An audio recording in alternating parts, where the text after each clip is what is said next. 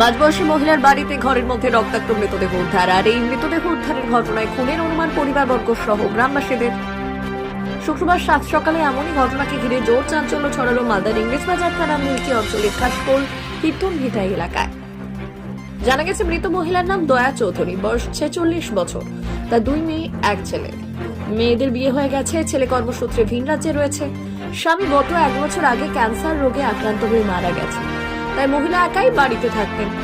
মুড়ি ও নাড়ু বিক্রি করে সংসার চালাতেন। প্রতিদিনের মতো বৃহস্পতিবার রাতেও তিনি মেয়েদের সঙ্গে ফোনে কথা বলে ঘরে ঘুমিয়ে পড়েন। এরপর শুক্রবার সকালে গোয়ালা তার বাড়িতে দুধ দিতে যান। অনেক ডাকাডাকি করেন, কিন্তু তিনি ঘর খোলেননি। এরপর তার এক মেয়ে সহ পাড়া প্রতিবেশীরা গিয়ে ঘরের দরজা ভাঙেন। আর দরজা ভাঙতেই তাদের চোখ কপালে ওঠে। তারা লক্ষ্য করেন ঘরের মেঝেতে দয়া চৌধুরী রক্তাক্ত অবস্থায় পড়ে রয়েছে।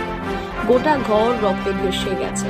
পাশেই পড়ে রয়েছে একটি ইট, যা দেখে পরিবারবর্গ সহ গ্রামবাসীরা সন্দেহ করেন কেউ বা কারা ওই মহিলাকে খুন করেছে, যদিও খুনের কারণ সম্পর্কে তারা কিছুই জানাতে পারেননি।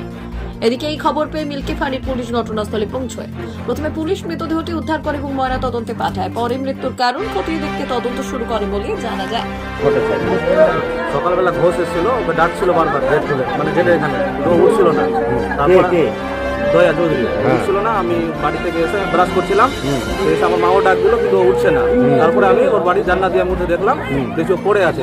তারপরে আমি বাইরের গেটটা যেটা ছিল, রক্তাক্ত অবস্থায়? হ্যাঁ, রক্তাক্ত অবস্থা ছিল। বাইরের গেটটা আমি খুললাম। গেটটা কি লাগানো ছিল? মেন গেট না, এই বাইরের গেটটা লাগানো ছিল, যেটা করে শুয়ে থাকে ওটা গেটটা খোলা ছিল। এই গেটটা আমি খুলে ভিতরে ঢুকলাম, ওইভাবে রক্তাক্ত অবস্থায় পড়ে আছে। কি মনে করছেন এটা আপনারা? মার্ডারের মতো মনে হচ্ছে সবারই। কি কারণে মার্ডার হতে পারে? এরকম কি কোনো? না, কারোর সাথে ওর সেরকম দুশ্মন ছিল না, কিন্তু মার্ডার মনে হচ্ছে পুরোপুরি। পুলিশ এসছে? হ্যাঁ, পুলিশ এসছে। আপনার নাম? সত্যজিৎ চৌধুরী। বাড়ি? বাড়ি খাসপাল।